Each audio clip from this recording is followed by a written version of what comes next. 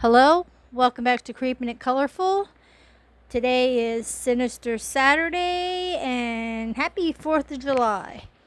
So I'm going to try to do this guy in the Adorable Creepy coloring book in a little bit of a patriotic way, but he's still a little creepy too, so it's okay. So here's Mark to read a story from Unsolved Deaths. All right. So we'll go right along with the was so and so murdered, and was Jimi Hendrix murdered? Date September 18th, 1970. Location Notting Hill, London, England. Did Jimi Hendrix's manager Michael Jeffrey order the killing of one of rock's music greatest guitarists, or did Jimmy die? As officially stated, in a tragic accident after mixing red wine and barbiturates. Rock music fans were stunned when American guitarist Jimi Hendrix, one of the great heroes of the fabled Woodstock Music Festival in August of 1969, died suddenly, aged just 27, in September of 1970. The official verdict was that he died from asphyxiation after inhaling his own vomit, having taken barbiturates, and drunk a huge amount of red wine. In the years since, rumors have swirled around this tragic death. Some suggest suicide, others an FBI hit, others that his manager was behind a plot to kill the singer guitarist. Born in Seattle, Washington in 1942, Hendrix began playing guitar and formed a band in his mid-teens. Then, in 1961, joined the U.S. Army. I didn't know that. He completed paratroop training, but was granted an honorable discharge on the grounds of unsuitability. Hendrix made his way as a musician in Nashville, Tennessee, and then Harlem, New York, and went on tour as a guitarist with the Isley Brothers and Little Richard before going to London. Hendrix soon won the stunned admiration of his fans and peers, famously setting his guitar on fire after a performance at the London Astoria and releasing the singles Hey Joe and Purple Haze. Back in the U.S., he made an iconic performance of the Star Spangled Banner, an electric guitar, at Woodstock in 1969. By this stage, his band, The Experience, had split up. Shows a picture of him here, and it says, Hendrix was a phenomenal hit, playing with all the big stars of the time and with his own band, the Jimi Hendrix Experience, as well as performing on the festival circuit. Final hours in the fall of 1970. Hendrix's European tour with a new band, Lion Cup, was not going well. Some say he was paranoid, and he reportedly talked to friends about leaving his manager Jeffrey. On September 18th, according to the widely accepted version, Hendrix was picked up from a friend's in the night by his girlfriend, Monica Daneman, who then took him home to her Notting Hill apartment. They stayed up talking until 7 a.m., then slept. When Daneman woke at 11 a.m., Hendrix was still breathing but did not respond to her. She called an ambulance, but he lost consciousness on the way to the hospital and was declared dead at 12:45 p.m. An autopsy found that Hendrix had choked on his vomit after drinking wine and taking barbiturates, and an inquest delivered an open verdict. Another version is that Hendrix was already dead when the ambulance crew arrived at the apartment. Some accounts have it that he had taken 9 sleeping pills, 18 times the recommended dose. Other reports indicate that there were vast amounts of wine in his stomach and lungs, and his hair was soaked in wine, but his blood alcohol level was low. And so either he drank it quickly or he was effectively drowned in wine. One theory is that the FBI killed Hendrix as part of a counterintelligence program aimed at stamping out subversive influences. The line of argument is that his manager, Michael Jeffrey, had underworld connections. Michael Jeffrey died in 1973 following a mid-air collision between two airliners in France, and Danneman was found dead in 1996, having apparently committed suicide. Whatever really happened, the events in that Notting Hill room in September of 1970 robbed the music world of a true guitar great. Footnote, strange stories. Did Michael Jeffrey arrange for Hendrix to be killed so he could get rich on the rock star's royalties? This is the theory, but it had been put forward by one of Hendrix's former roadies, James Tappy, right in a 2009 book, Rock Roadie. Jeffrey was in Spain at the time of Hendrix's death, but according to Wright, he hired a gang who broke into Danneman's flat and forced painkillers and wine down Hendrix's throat until he was drowned. Wright even says that Jeffrey confessed to him before he died in 1973 that he had arranged the killing. He said that Jeffrey was concerned about Hendrix's escalating drug taking and had taken out a $2 million life insurance policy on the rock star's life in Jeffrey's name. He reputedly said Hendrix was worth more to him dead than alive. Others point out that Hendrix had spoken with record producer Alan Douglas and Cass Chandler about finding a new manager to direct his career. If Jeffrey was planning a hit, this news would have made the need more urgent. The end. So you're totally done now? Mm-hmm. With everything that you were going to talk about? Yeah. Alrighty. American's Great Guitarist on the Day of America. Okay, hopefully you can hear me with where I put my mic. So, what doesn't make sense to me in that whole thing that I just heard was there being a conspiracy. If he was with his girlfriend, two things that I don't understand is why didn't she hear him choking and throwing up? Was she that drunk her darn self that she didn't hear anything? Second of all, if he was with his girlfriend when he passed away, and how did those people come into the room and force him to take pills and drink? So those two things are a little bit concerning because it didn't mention that she was in on it, but who knows? Maybe the manager said, look, I'll give you a cut if you just don't say anything about what's going to be happening. Who knows, right?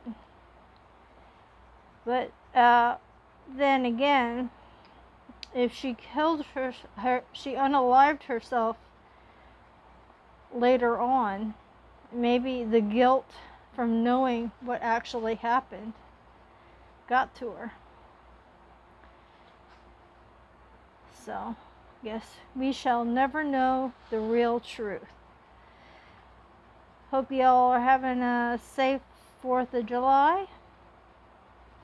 We didn't do too much today. We went shopping, places that were open, and went to an auction.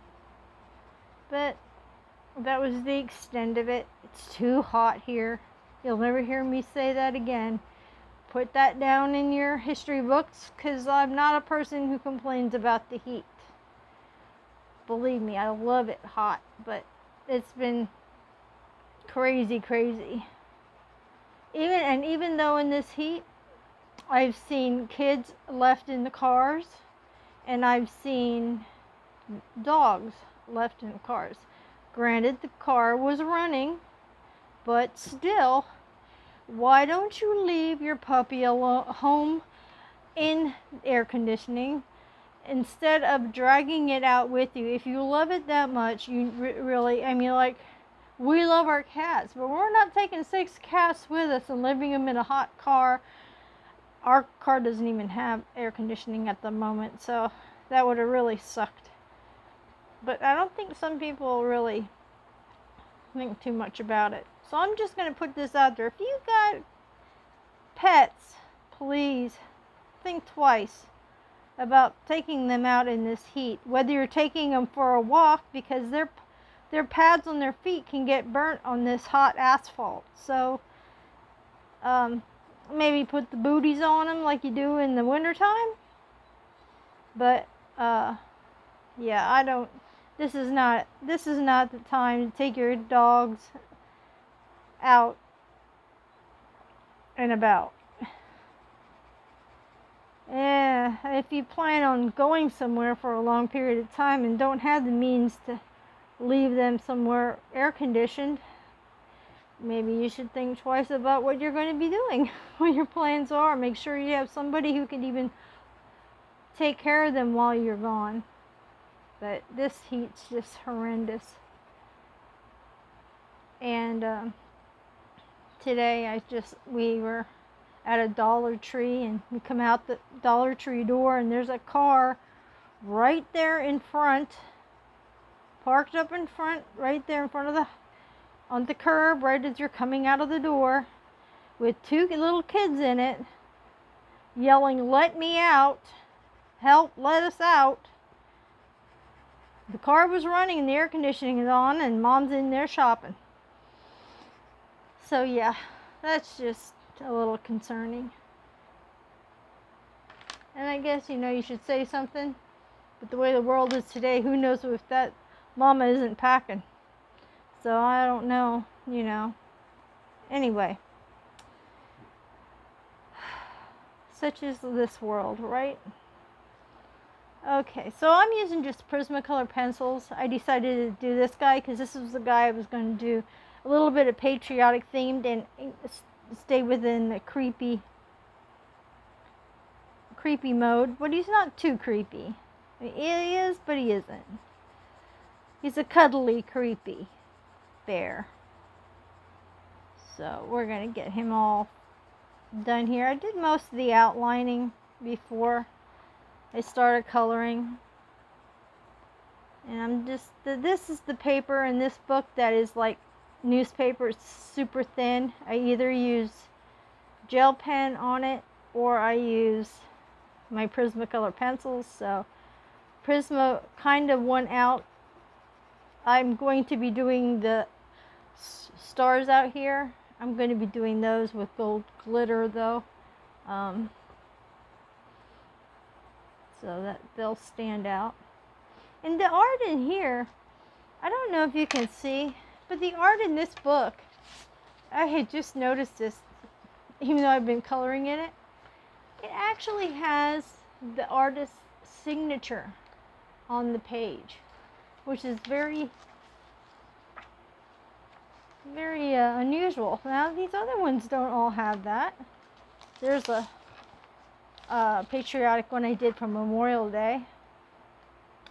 I do not see signatures on any of these other ones, but it happens to be on this one. I don't even know what it says. I can't even read it. But that's what makes signatures unique. No, I don't see any other ones. Oh, here's another one right here. It's another teddy bear, and it's a different artist right there in the black there. I wonder if all the teddy bears that are in here. Oh, that one doesn't. Well, he's a little scary, isn't he? Huh. Alrighty, let's get back to this guy. This cute but creepy guy. We'll finish coloring him in.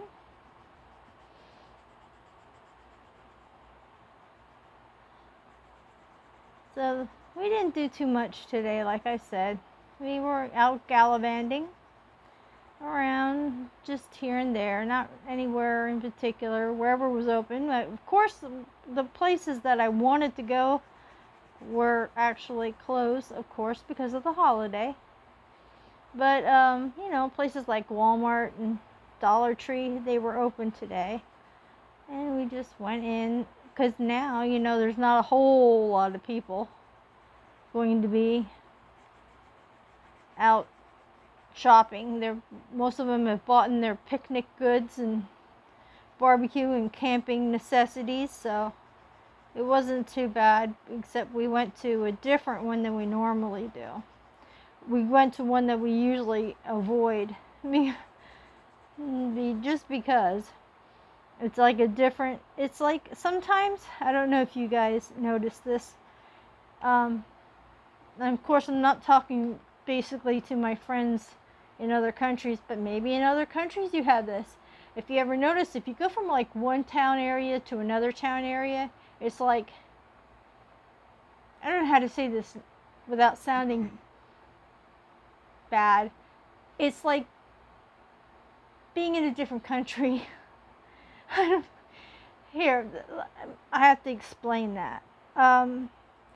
We live in Hamburg, and we went to the Reading Walmart. Hamburg has its own Walmart, but we went to the Reading Walmart, and when you go there, everything's in Spanish, basically. The music, people around you, it's just like it's like actually walking into a foreign country. It's a lot different, and so there's different,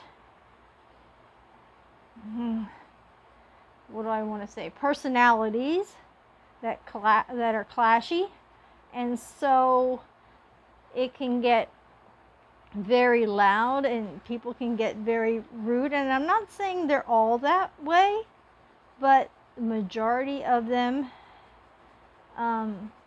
tend to be in that area. And sometimes it's not a pleasant shopping experience. So we happened to go in there today, and it wasn't so bad. Today wasn't that as bad as it usually is, but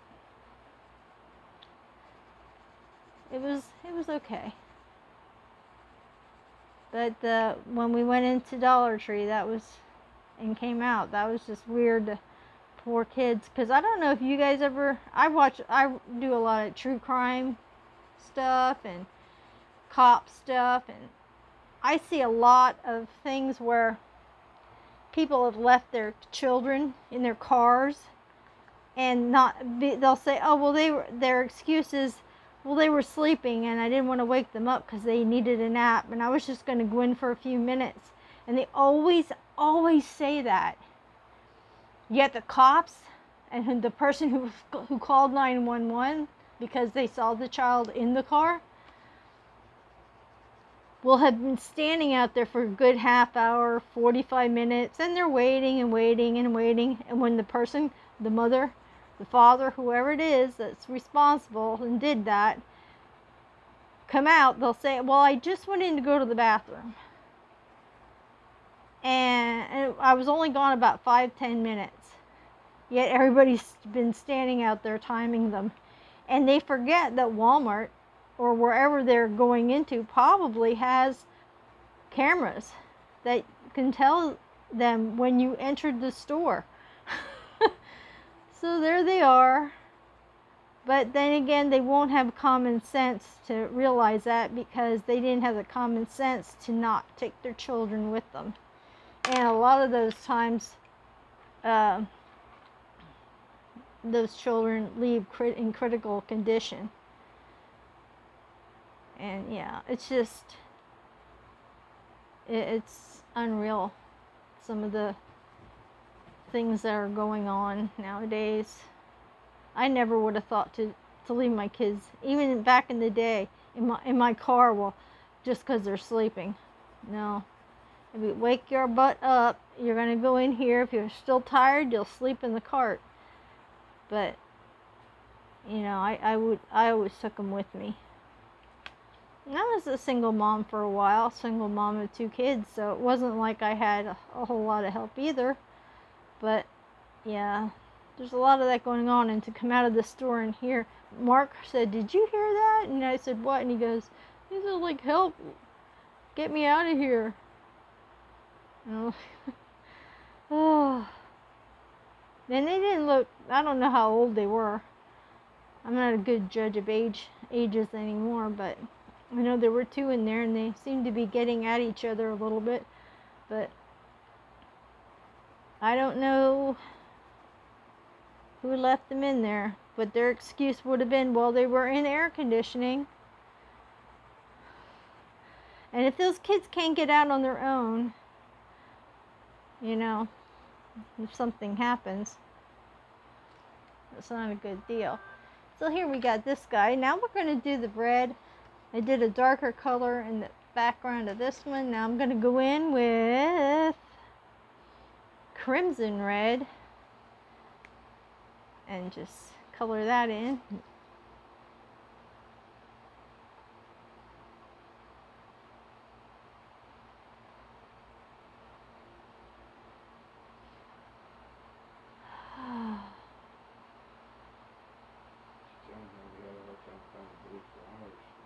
What was that? Oh yeah, Mark had this thing. We have planters out front, and I still hadn't gotten flowers in them. And so he said earlier this week, he goes, this weekend we'll get red, white, and blue flowers. Well, we got red and we got white, and there are no blue flowers. We could have got purple. Yeah, there's purple all over the place, but there was no blue flowers. So that was a wash. So I'm going to experiment and see if this works. But I remember when I was a kid, there was this trick that I saw. I don't know if it was on TV or where I saw it, but you take food coloring and you put it in the water, and then when the plant drinks the water, it'll turn, like the flower will turn that color. I forget what kind of flowers those were. You can actually pick them out in the wild, and you put them in a vase, and whatever color you put in the water and it's drinking the water, it will actually turn that flower that color. So maybe I'll experiment with that and see what happens. See if it doesn't really hurt the plant. So we'll see. We'll see if I can do it. Now I think I'm going to get fancy schmancy with his bow. And I did have a gravy glitter marker. Now these are one of the go-to glitter markers I've seen in the community. I got these actually at a yard sale. There was a lady that was getting rid of her coloring supplies. I actually got a partial Kirby Roseanne's book. I forget if I got Johanna Basford there too, and some other books. And I got that, and I got all these. I think there might have been 12 or 24 of these. I'm not quite sure.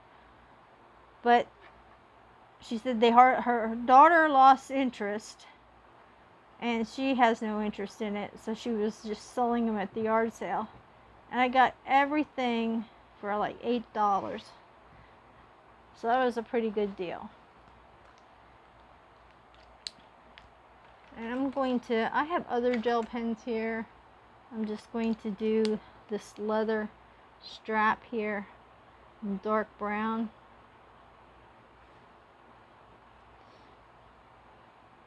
Well, it's more like I should say it's more like a burgundy color.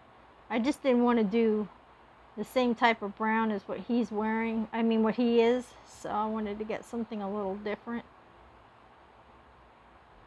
So we'll go in here and do all this. And then I'll get a different brown. And I'll do this.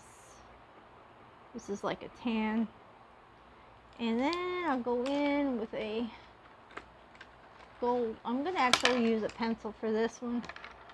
It's a Prismacolor. It's 950 gold. And go around here.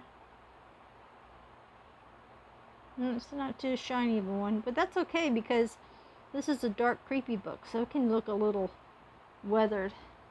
I don't know what color I want to do his eyes yet, so I'm just going to let that go.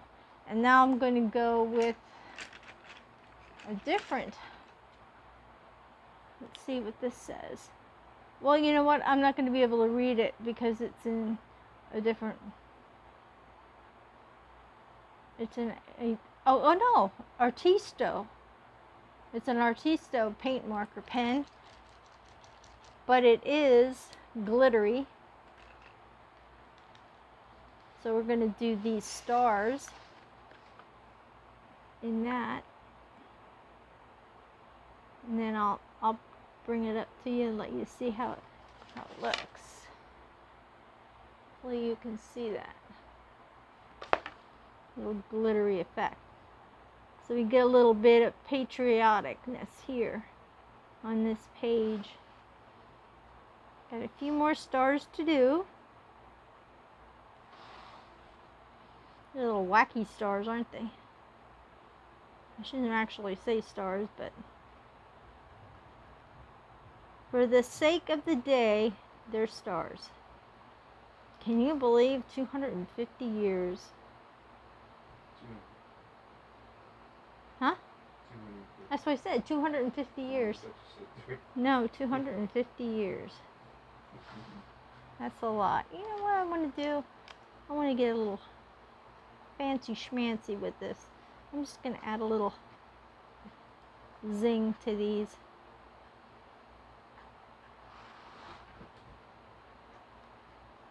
Just for the heck of it.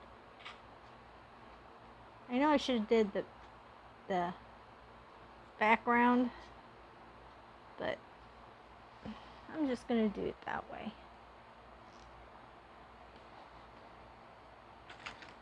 Put the lid back on that one.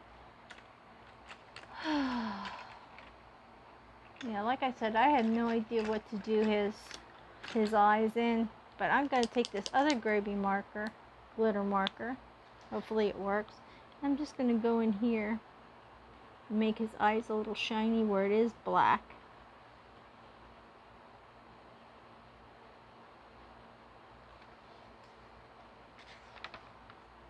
Yeah, I got to be a little bit careful with this. I should have put something underneath it. Oh, hold on 1 second while I get a piece of paper.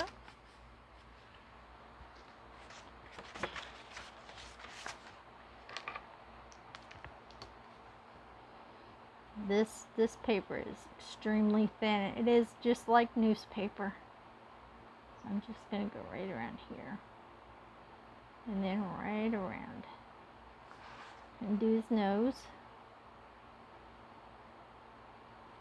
And the other eye. And then that's it for this session.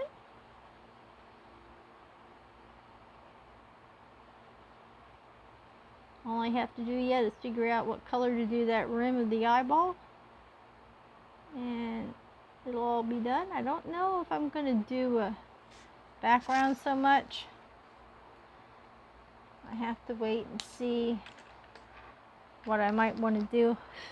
I might just do stickers or something like that. But there is our creepy little partially patriotic bear. All stitched up. He's pleading the fifth because he has the freedom to do so. Well, thanks for stopping by on the holiday. Please be safe today. Just remember, you need all your fingers to be able to color. So don't do nothing foolish with those fireworks. Stay happy, stay healthy, stay creative, stay creepy. Stay true to yourself, stay kind, and stay tuned for my next video. I know you get tired of hearing me say it, but I'm just giving you a lot of wishes. Thank you so much for stopping by. Thumbs up. Subscribe if you haven't, and if you have and you are, thank you so much for following me. Bye bye for now.